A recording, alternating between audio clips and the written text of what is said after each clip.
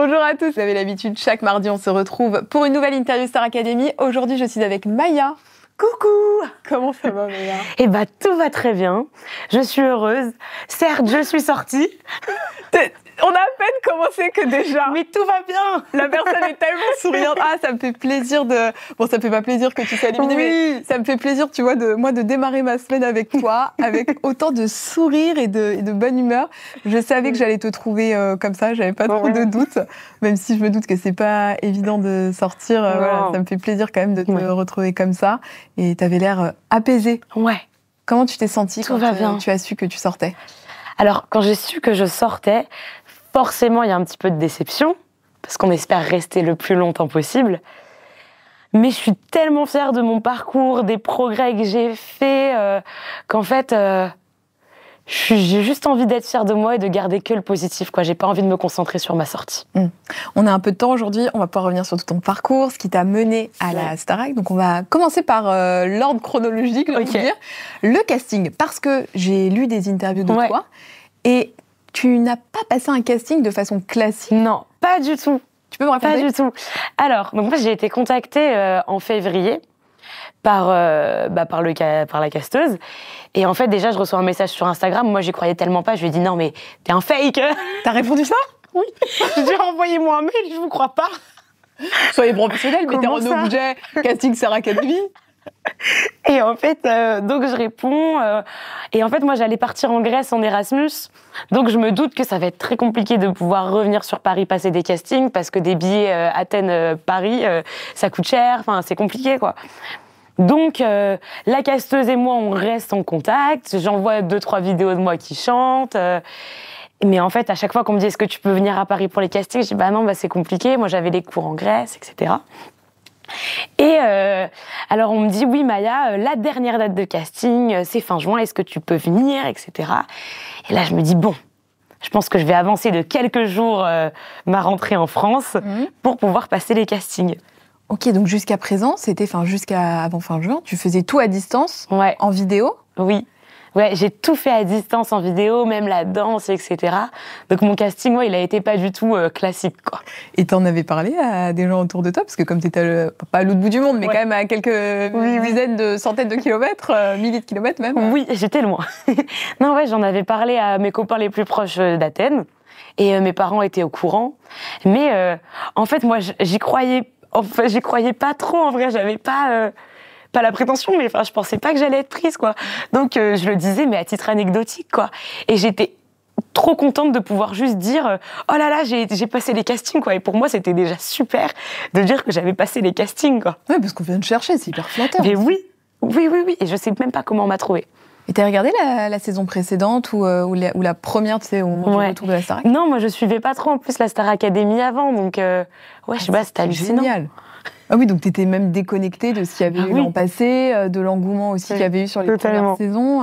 J'en avais conscience parce que bien sûr j'avais vu quelques extraits sur les réseaux sociaux, etc. Mais ouais, non, je suivais pas particulièrement, quoi. Donc. Et au moment où on te dit que c'est bon, que t'es prise, est-ce que tu te souviens de ce jour-là? Qu'est-ce que tu faisais? Où t'étais? Je m'en souviens très bien. J'étais dans ma chambre et là on m'appelle et on me dit oui, c'est bon, quoi.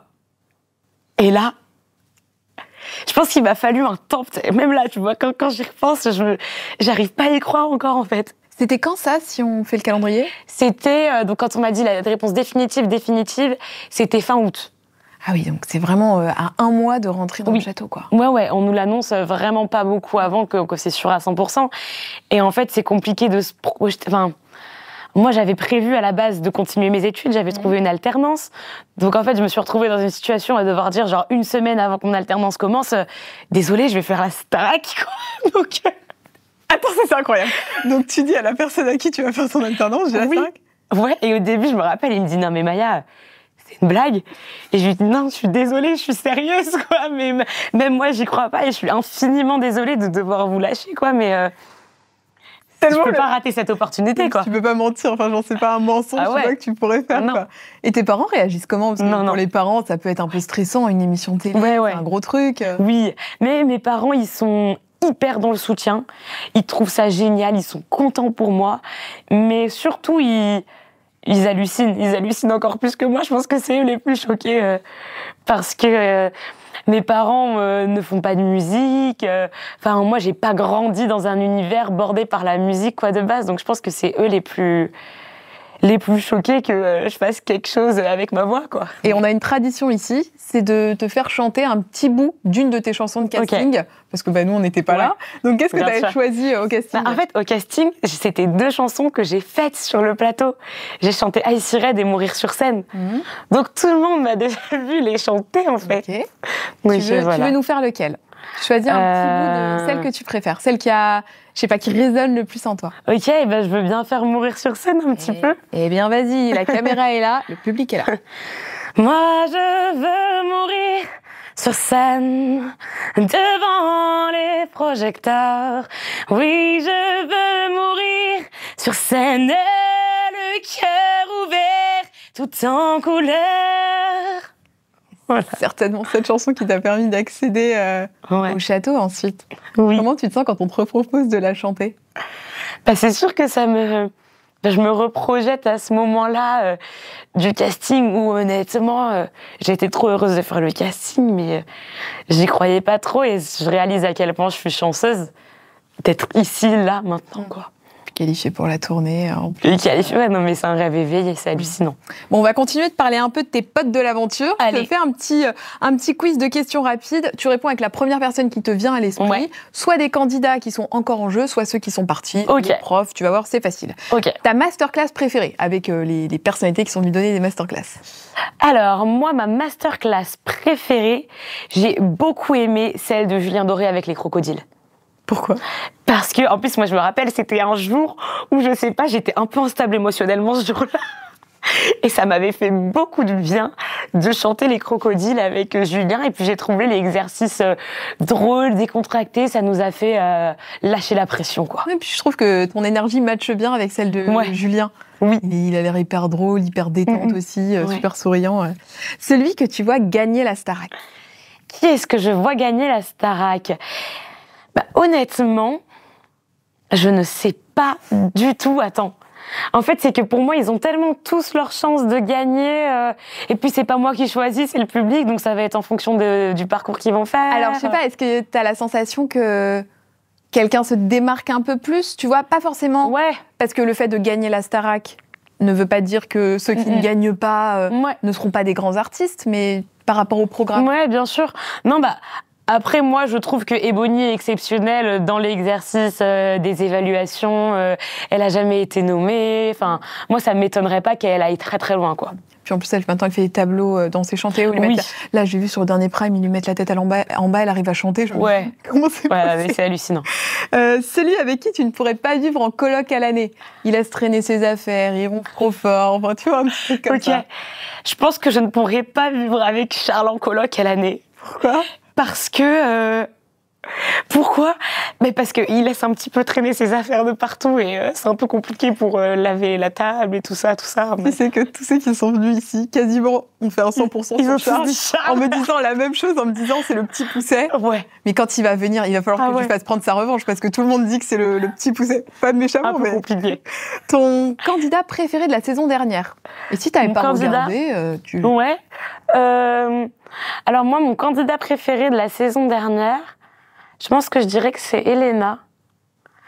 Parce que je pense que je me retrouve un peu dans son parcours. Elle a été nommée quelques fois et puis j'adore sa voix, j'adore les chansons qu'elle écrit. Donc je dirais que c'est Elena. Et puis vous l'avez rencontrée au château. Et on l'a rencontrée et je l'ai trouvée hyper inspirante. Ah oui, et en plus, elle avait passé une nuit au château avec, avec Lénie et Candice. Ouais, donc on a eu beaucoup l'occasion d'échanger en plus. Donc, voilà. Ok, le plus drôle cette année? Le plus drôle cette année, c'est Thomas. Il est parti bien trop tôt, mais qu'est-ce qu'il est drôle. Le plus désordonné? Charles. Le plus travailleur? Le plus travailleur, Franck, je dirais. Ton prof préféré en incluant les répétitrices? Mon prof préféré en incluant les répétitrices, c'est Fanny. Pourquoi Fanny? Parce que, je sais pas, il y a quelque chose entre Fanny et moi qui fait que on s'entend très bien. Je sens que elle comprend ce que je ressens quand je chante, je sais pas comment. Et puis elle me fait rire tout autant qu'elle sait me soutenir quand je suis pas bien. Et j'ai beaucoup, beaucoup appris en répétition avec elle, surtout. Le plus attentionné? Le plus attentionné... J'ai envie de dire Marguerite. Elle est très empathique et elle a toujours été là quand j'étais pas bien, quoi. Et ton binôme de l'aventure? Mon binôme de l'aventure. Ça, c'est compliqué comme question. J'ai envie de dire Marguerite aussi. Parce que j'ai partagé mon duo avec elle sur quelques mots d'amour quand j'étais nommée. Ouais, pareil, j'ai toujours senti un soutien immense de sa part, quoi. T'avais voté pour qui quand il fallait choisir pour les 2 élèves, tu sais, qui auraient pu être immunisés pour la tournée? J'adore poser cette question depuis qu'il y a eu ce moment-là dans l'émission. Ouais, bien sûr. Non, moi, j'avais voté pour Julie et Franck parce qu'ils ont des énergies que j'adore et qui, moi, me paraissaient essentielles à la tournée. Oui, c'est ça. Il y a aussi le côté humain qui match, parce que forcément, vous allez être dans le tourbus. Il faut que tu sois aussi avec des gens avec qui tu sais que tu peux bien te sentir et te sentir bien. Ouais, c'était très important. Je pense que dans ce vote-là, le côté humain était primordial. Il y a le côté artiste et le côté humain, quoi. Ouais. On t'a aussi vu hyper proche de Noah. Quand je l'avais reçu ici, parce qu'il est parti il y a un petit temps, il m'avait dit que vous étiez très amis et qu'il y avait quelque chose qui vous liait. Et que vous étiez beaucoup l'un pour l'autre, l'un pour l'autre. Et quand j'ai creusé, il m'a dit, ce sera à Maya de dire pourquoi on était si proches. Est-ce que tu peux m'expliquer ce qui vous liait? Bien sûr. Je pense qu'il y a quelque chose dans nos énergies qui match beaucoup. On est tous les deux un peu souriants tout le temps, on se fait des blagues, on se fait rigoler. Et moi, quand j'étais pas bien, quand je doutais un peu, Noah a toujours été là pour moi. Donc je pense que c'est un mix de tout ça qui fait qu'on s'entend très bien. Quand il est parti, est-ce qu'il t'a laissé un souvenir? Je me suis demandé ça, genre, je sais pas, un t-shirt, un truc, tu vois, pour que tu puisses avoir un petit souvenir. Non, je ne crois pas. Il y avait sa gourde qui restait, mais je pense que c'est plus un oubli que quelque chose de laissé volontairement. Toi, tu leur as laissé un truc ou pas au château? Non, j'ai oublié mes bols, mais pareil, c'est un oubli. Mais apparemment, on va nous les rendre. Ah oui, je me souviens, dans le live, tu avais dit une fois avec Maceo que tu avais envie de prendre plein de trucs. Oui, j'avais envie de tout voler. Moi, si je m'écoutais, je volais tous les trucs, les lisseurs, les bols, les gourdes. Et alors, t'es reparti avec quoi? Rien. J'ai tout oublié, là, sur cette fois. La dernière fois, j'ai tout oublié. Tu disais, Noah et toi, vos énergies matchaient, que vous aviez le sourire tous les deux. C'est un truc qui est beaucoup revenu. Tout le monde disait que tu étais le petit soleil. D'où te vient cette positivité? Est-ce que tu as toujours été comme ça? Je pense que j'ai toujours été comme ça. Et je pense que je suis comme ça parce que je suis très bien entourée. Que tout mon entourage m'a toujours poussée vers le haut. Et puis aussi, je pense que j'ai conscience d'être très chanceuse. Et en fait, c'est-à-dire d'être très chanceuse. De quoi tu es chanceuse? Dans ma vie en général, de tout ce que je fais, pas de tout ce que je fais depuis que je suis née, mais je pense que, en fait, d'un côté, je ne m'autorise pas le malheur parce que je pense que tout ce que j'ai, c'est tellement précieux. Et puis même là, d'avoir fait la Star Academy, je sais pas, vraiment, je me sens gâtée par le ciel, quoi, en fait. Et donc, j'ai pas envie de gâcher ça avec des énergies négatives. Non, on va pas s'excuser de se sentir bien, quoi. Ouais, c'est ça. Mais même quand t'étais plus jeune à l'école, tu te sentais déjà hyper bien dans tes baskets, quoi, finalement. Ouais, finalement, j'ai toujours été comme ça, je pense. Et je pense que plus égale plus, quoi. mais je pense qu'on attire vachement, on récolte ce que l'on sème beaucoup. Tout à fait. Et je pense que plus on dégage des choses positives, plus on reçoit des choses positives. Donc voilà, je pense que c'est ça qui me fait être comme ça un peu. Et parfois, est-ce que tu ressens une forme de pression à devoir être toujours cette fille positive? Parce que de fait, effectivement, ça entraîne le positif, mais donc tu vois, tout le monde à chaque fois te dit crie en te disant c'est le petit soleil, donc c'est hyper positif. Oui. Mais parfois, et c'est normal, on peut être un peu tristouille, on peut être un peu fatigué. Tu ressens une pression à devoir toujours être cette fille-là qui est positive? Alors, honnêtement, je ressens absolument pas de pression parce que je pense que c'est juste moi. Finalement. Et bien sûr, des fois, Marlène me l'a dit aussi parfois en débrief, qu'il fallait que je pense un peu à moi et qu'il fallait pas que j'essaye de tout donner aux autres et que j'avais le droit d'être triste. Mais je pense que j'ai conscience que j'ai le droit d'être triste, mais que j'ai pas envie. Bon, voilà. Ouais. Alors, il y a eu un moment de joie particulièrement intense au château, dont tu te souviens? Ah, Purée, je me rappelle d'un soir où on a beaucoup rigolé. Je sais même plus pourquoi on rigolait. On se roulait par terre avec Ebony. Il y a eu pas mal de moments quand même où vous vous mariez bien, notamment quand vous faisiez les jeux là. Oui. Ça. Ah ouais, les jeux c'était top au château. Non, franchement, il y a tous ces moments où on était tous en fou rire qui me mettent le baume au cœur, quoi. Et alors, à l'inverse, qu'est-ce qui peut te rendre vulnérable? Alors, c'est quand des gens sont tristes à côté de moi, déjà. Les conflits aussi. Oh, les conflits, ça me met dans des états pas possibles. Je veux les éviter à tout prix. En fait, je sais pas être en colère. Je vais direct me mettre à pleurer, genre.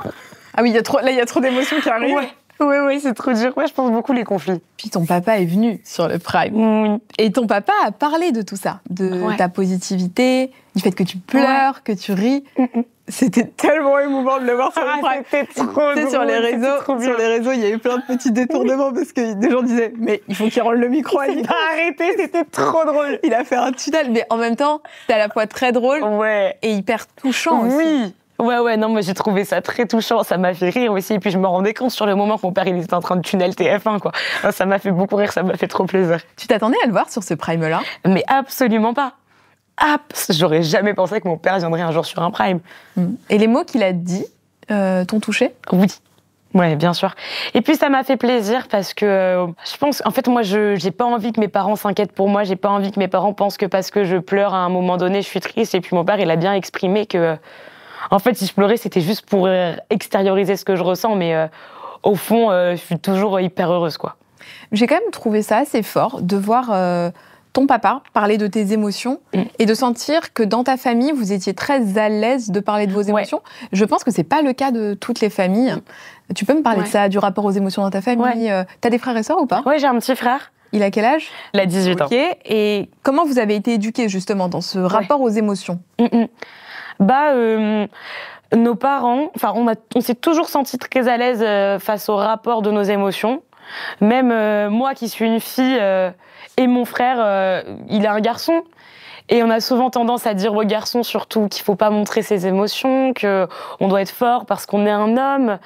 Mais mon frère a beaucoup joué aussi, a joué un rôle important dans ma sensibilité à moi, parce que lui, le premier étant un homme, il a toujours exprimé ce qu'il ressentait.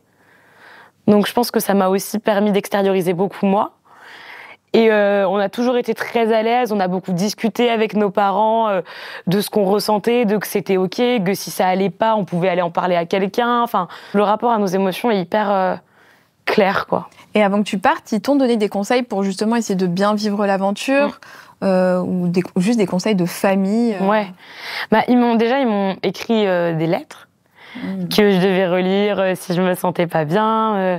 Et puis, de toute façon... ils m'ont dit reste toi-même et puis ça ira, quoi. Et c'est ce que j'ai fait et c'est allé, donc. Donc t'es partie avec tes petites lettres dans ta valise? Oui. T'avais pris d'autres choses dans ta valise pour te rappeler un peu chez toi? Même pas, non, même pas spécialement. Je suis pas très matérielle, je suis pas attachée aux objets comme ça. Est-ce qu'à l'inverse, t'avais pris des trucs en te disant ça pourrait me servir et ça t'a pas du tout servi? Mon lisseur, c'est tout. C'est vrai qu'il y en avait plein. Il y a eu un élément déclencheur qui t'a permis de vivre un peu plus intensément tes émotions? Ou de t'autoriser à vivre plus intensément tes émotions, ou ça a toujours été comme ça? Je pense que vraiment ça a toujours été comme ça. Je me rappelle pas d'un moment déclencheur. Je pense que j'ai toujours voulu vivre comme ça. Et comment tu gères ça? Ces émotions, parfois qui débordent, ou comme ton père a dit, Maya rit, Maya pleure, et c'est ok, et c'est normal. Tu vois, peut-être que des gens qui vont regarder la vidéo se sentent représentés dans ce que tu as montré à la télé. Et encore une fois, je trouve que c'est génial d'avoir des profils comme toi qui montrent que c'est normal de pleurer, que c'est normal de rire et qu'on n'a pas à avoir honte de ça. C'est sûr. Comment tu pourrais conseiller les gens qui nous regardent, qui se retrouvent dans ce que tu es? Je pense que... Moi, j'ai envie de dire que je pense que c'est très important qu'on puisse extérioriser ce qu'on ressent.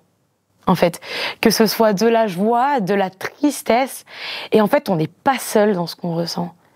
Et il n'y a pas d'échelle des émotions, tu vois. Si tu as envie de te sentir comme ça à un moment donné, personne n'a à apporter aucun jugement sur ce qu'on ressent, en fait. Parce que c'est ce qu'on est. Si on a envie de pleurer, on pleure. Si on a envie d'être heureux, on pleure. Et moi, on m'a beaucoup trop dit... presque, non mais tu surjoues, c'est pas possible de ressentir les choses aussi intensément, quoi. Et moi, je suis en mode, mais purée, mais si, et si je m'écoutais, mais je pourrais exploser encore plus que ça, quoi. Mais je trouve que c'est beau et c'est ce qui fait qu'on est humain, toutes ces émotions, et je suis tellement heureuse d'en posséder, et on en possède tous, quoi, donc laissons-les vivre, quoi. En plus, en tant qu'artiste, c'est génial parce que ça doit aussi beaucoup nourrir ce que tu écris, oui. ce que tu fais. Bien sûr. Je pense que quand on est artiste, quand on écrit, quand on chante, on a besoin d'avoir ce rapport aux émotions hyper intenses, quoi. Parce que ça rajoute de l'émotion à nos prestations, quoi.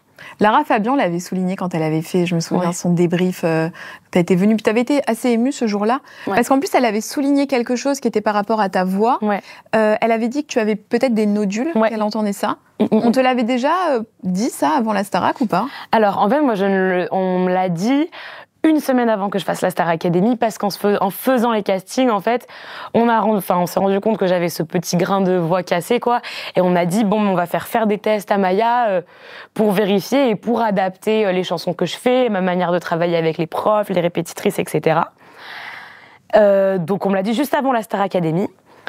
Mais j'ai toujours été comme ça. Enfin, j'ai toujours eu ce grain de voix, donc je pense que je les ai depuis petite et que ça fait partie de moi aussi. Oui, et puis c'est toute ton identité vocale, cette voix un peu cassée. C'est d'ailleurs ce qu'a dit Michael Goldman à la fin du Prime quand il t'a dit avec Noah, si jamais vous faites un bébé, il aura la voix cassée. D'ailleurs, ta tête à ce moment-là... Ça nous a fait beaucoup rire avec Noah. Non, ça nous a fait juste rigoler, on en rigole beaucoup. Je me suis demandé comment tu l'avais pris, cette... Ah ouais, non, ça nous a fait rigoler. Ce petit trait d'humour. Mais effectivement, c'est toute ta singularité, c'est cette voix rauque, c'est ce qui fait ce que t'es. Mais tu souffres ou pas de ça? Alors, je ne souffre absolument pas. Ça ne me fait pas mal du tout. C'est que on va le voir parce que je pense que tout le monde a eu dans sa vie un peu la voix cassée, et du coup quand on essaye de parler un peu aigu, ça fait comme ça, mais ça fait pas mal du tout. Et on peut très bien chanter avec, on peut très bien vivre avec, ça peut se soigner comme ça peut ne pas se soigner, c'est hyper bénin, quoi. Oui, puis je crois que selon la gravité entre guillemets des nodules, il y a différentes choses, ça peut aller même jusqu'à l'opération. Enfin voilà, il y a plein de choses quand ça handicape vraiment la voix. À quel artiste tu t'identifies, ou à quel registre musical tu t'identifies? Ok, à quel... Alors, il y a plusieurs registres musicaux qui me plaisent beaucoup. Moi, j'adore... pour moi, ce qui est primordial dans une chanson, c'est le texte. Donc, je m'identifie beaucoup déjà aux chansons françaises, aux anciennes chansons françaises. Mais j'adore aussi un peu le côté péchu de la pop, tout comme j'aime la sensualité du jazz, du blues. Donc en fait, je m'identifie à beaucoup de styles, et moi, je pense que les musiques que moi je vais écrire, ce sera un peu un mélange de tout ça. Ah, tu écris alors, ça veut dire? Un petit peu, j'essaye. Le problème, c'est que je suis absolument pas satisfaite de ce que je fais. Donc j'écris beaucoup de textes pour parler de ce que je ressens à moi-même, quoi. Les chansons, j'ai l'impression un peu de me sentir bridée dans la rime, etc. Donc j'ai un peu plus de mal, mais j'essaye quand même. Mais je suis pas satisfaite de ce que je fais pour l'instant, quoi. T'as déjà sorti des sons ou pas? Non, j'ai jamais sorti de son. Je le faisais que pour moi dans ma chambre. Sur la fin du Prime, t'as dit à Nikos que tu avais découvert des facettes de ta personnalité dans le château. T'es restée un peu plus de 2 mois. Qu'as-tu découvert de toi entre la Maya d'avant et la Maya de maintenant? Ok. Honnêtement, je me suis trouvée persévérante et déterminée, parce que parfois, même si j'avais des moments de down, même si parfois j'étais pas satisfaite de mes performances, je trouve que j'ai toujours su garder le sourire et j'ai toujours su rester fidèle à moi-même, et je suis fière de ça. À quel moment t'as eu des moments un peu compliqués? J'ai eu des moments un peu compliqués. Je me rappelle d'une période où vraiment j'étais en mode « Je suis pas handicapée du château !» Parce que je me sens... En fait, j'ai eu une période où j'étais frustrée parce que je me retrouvais pas, en fait, dans les chansons qu'on me donnait. En fait, et j'avais envie de dire « Mais purée, moi j'ai envie qu'on voit qui c'est Maya !» Et en fait, on le voit pas, et ça m'énervait un peu. Par rapport au texte ou par rapport à la partie vocale?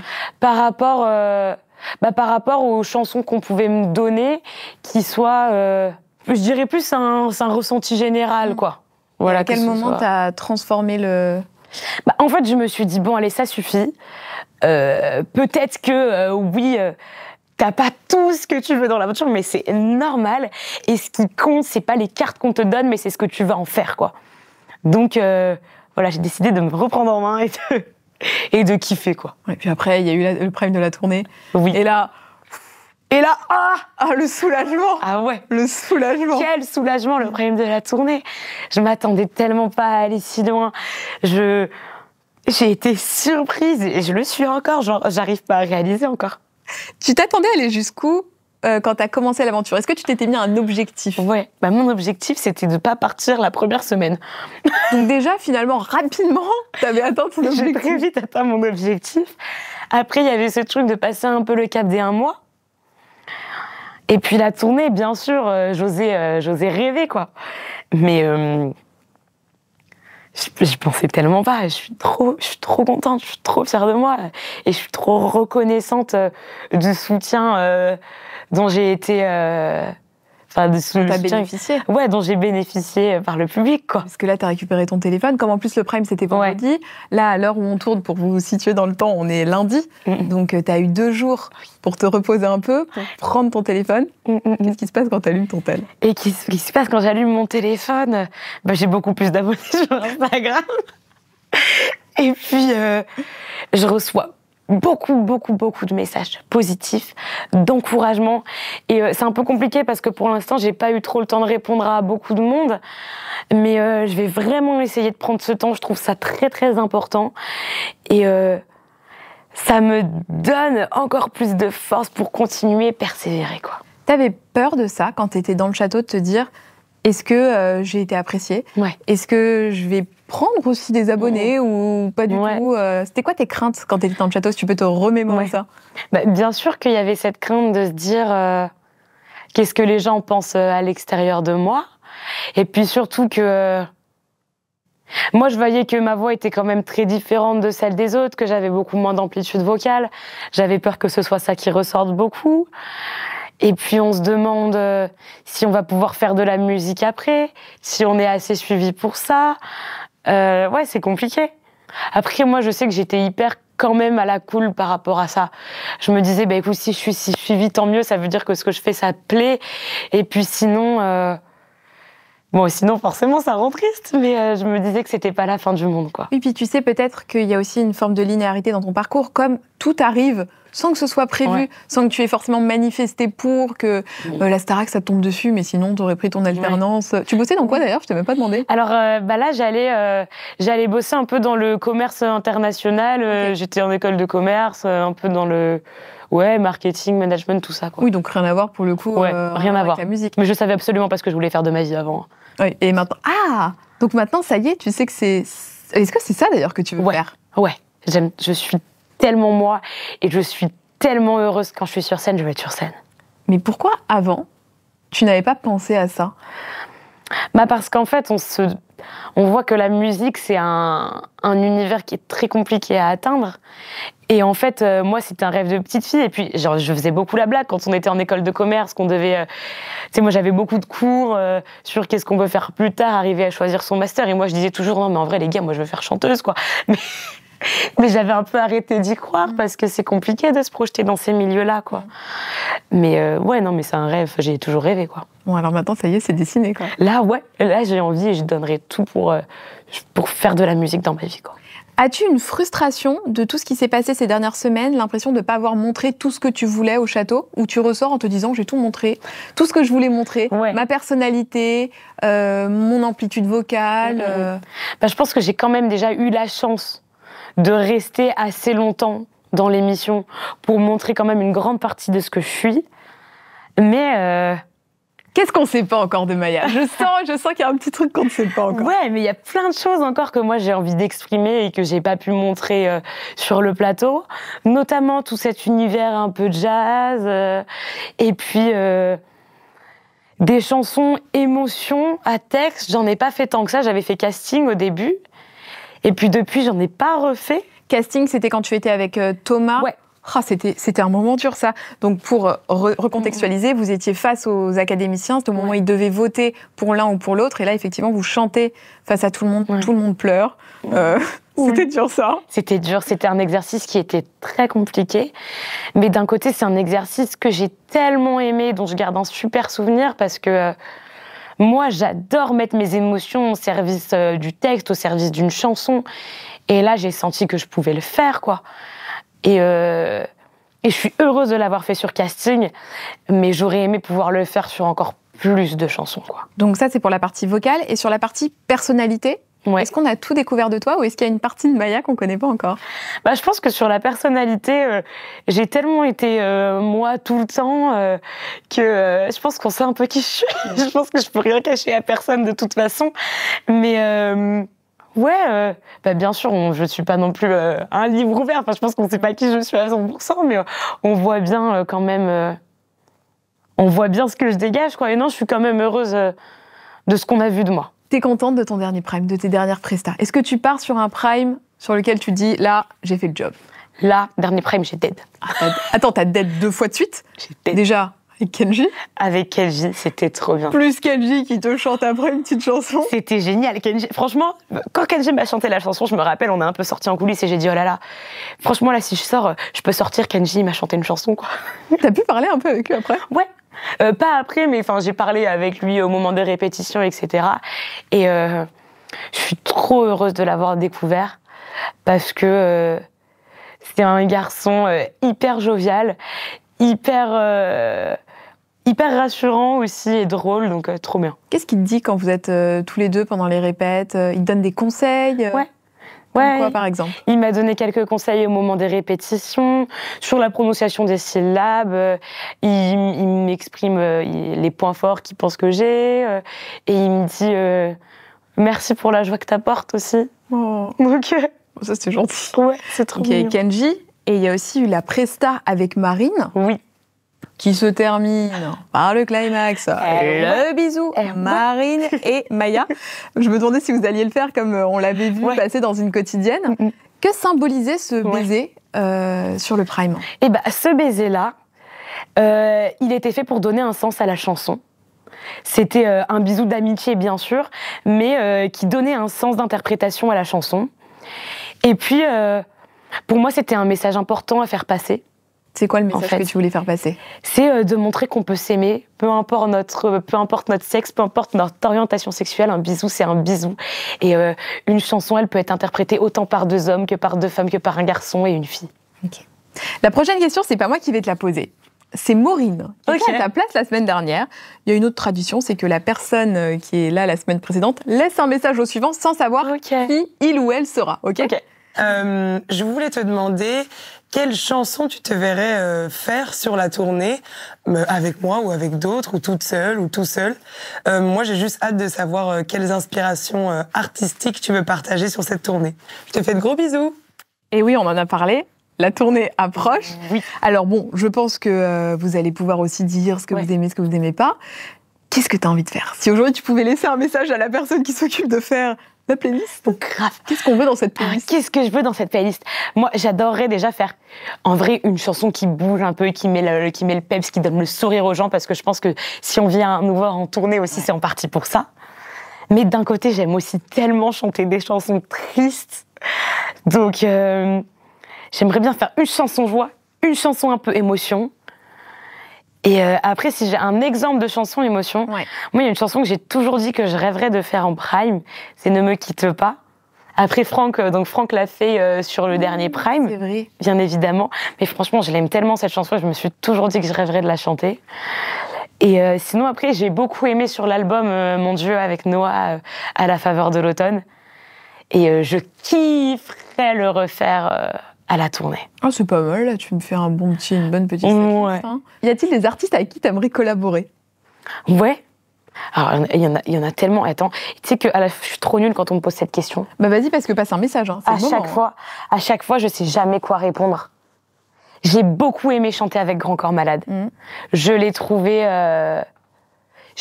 tellement rassurant et puis j'aime tellement ce qu'il fait. Il écrit tellement bien. J'ai adoré chanter avec Grand Corps Malade. Bah, tous les artistes, mes artistes préférés, ils sont généralement morts. Donc, ça va beaucoup moins matcher finalement dans la voix en tout cas. Voilà. Mais non, j'adore ce que fait Oshi. Oshi, ça pourrait être super beau. Hein. Oshi, ça parce qu'elle a un petit grain de voix aussi comme toi. Et puis pour le coup, elle, niveau texte, elle écrit hyper fort, hyper engagée. Ouais, j'adore ce que fait Oshi. Cette semaine, c'est une semaine dans laquelle le public a un peu le choix. Et j'ai vu qu'on leur avait proposé de choisir certaines choses. Je vais te le demander et tu me dis si jamais tu avais pu voter, pour qui tu aurais voté. Donc il y avait la possibilité de choisir le duo d'académiciens. Qui aurait fait un duo, un bon duo? Trop bien. J'avais pas vu qu'il y avait ça. J'avais vu les chansons pour les évaluations. J'avais pas vu les duos. Le duo. Qui est-ce que j'aimerais voir en duo? Eh bien moi, j'aimerais bien voir en duo Franck et Marine. Ils ont fait des choses ensemble déjà? Non. Je crois pas. Pas mal. Pas sur les primes. C'est pour ça. Et puis pour avoir partagé un duo avec Franck, je sais que c'est trop bien, quoi. Donc ouais, Franck et Marine. Donc il y avait la question du duo et il y avait aussi le grand solo. Le grand solo, quelle personne j'ai envie de voir en solo? Ils sont de moins en moins en plus. Ouais, ils sont de moins en moins, ouais, grave. Mais moi, j'aimerais bien revoir Franck en solo sur quelque chose sur lequel on n'a pas l'habitude de le voir. Je sais pas, peut-être quelque chose... On l'a pas trop vu sur des chansons un peu énergiques, peps, etc. Oui, c'est vrai. Quelque chose comme ça, alors je pense que ça pourrait bien y aller. Oh là là, Franck sur un truc un peu jazz. Ok. J'aimerais bien voir. Bah, écoute, peut-être qu'on va t'écouter et peut-être qu'on verra ça. Ça va être à toi de laisser ta question au prochain ou à la prochaine qui sera là. La caméra, elle est juste là. Tu poses ce que tu veux comme question. Par rapport à l'aventure, une question perso, ce que tu veux. Alors, maintenant qu'on t'a vu à la Star Academy, dans quel univers musical t'aimerais qu'on te voie? Quelles sont tes inspirations musicales si toi, t'as envie d'écrire ton album, quoi? Voilà. Très bonne question. Est-ce que tu veux rajouter quelque chose pour les gens qui te suivent? Ce que tu veux. Ouais, j'aimerais bien rajouter quelque chose. J'aimerais bien... En fait, j'ai tellement envie que vous preniez conscience de l'impact de tous vos messages et de tout le soutien que vous nous apportez à tous. Vraiment, ça nous fait vraiment du bien. Et même si parfois on n'a pas le temps de répondre à tout le monde, on voit. Franchement, on voit tout ce qui se dit. Et vraiment, merci, mais incommensurable, quoi. Voilà. Non, mais c'est un joli message. J'ai vu hier la première vidéo que tu as postée sur les réseaux. Je suis nulle en réseaux sociaux. Non, mais ça va venir. Oh là là. Ça va venir. Ça, franchement, c'est l'exercice le plus compliqué pour moi après la Star Academy, les réseaux sociaux. Bon, à la fin de l'interview, on peut toujours écrire sur un tableau que je vais te donner le petit mot que tu as laissé dans les toilettes du château. T'as laissé un petit mot? Ouais, j'ai laissé un petit mot dans les châteaux. Tu vas l'écrire sur le tableau. Très bien. Voilà. Très bien, tu le montres à la caméra et tu nous le lis. Rien n'est grave au château de la Star Academy. On l'a fait en 2 couleurs parce que on avait un petit problème de feutre. On vous raconte toute la vérité. Parfait. On se fait une petite photo pour terminer. Hop, terminé. C'est parti.